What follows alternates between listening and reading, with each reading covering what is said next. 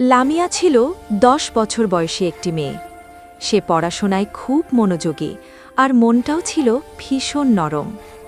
তার জীবনের সবচেয়ে প্রিয় মানুষটি ছিল তার বাবা হারুন।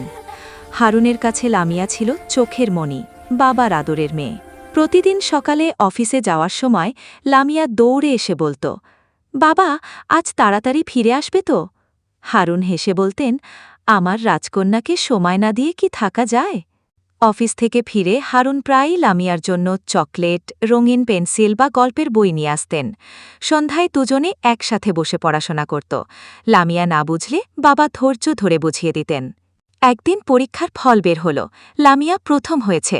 সে দৌড়ে এসে বাবাকে জড়িয়ে ধরে বলল, বাবা, আমি প্রথম হয়েছি। হারুন গর্বভরা কণ্ঠে বললেন, আমি জানতাম তুমি একদিন অনেক বড় হবে। সেদিন রাতে ঘুমের আগে লামিয়া বলল, বাবা, আমি তোমার মতো ভালো মানুষ হতে চাই। হারুন মৃদু হেসে বললেন, তুমি আমার থেকেও ভালো মানুষ হবে।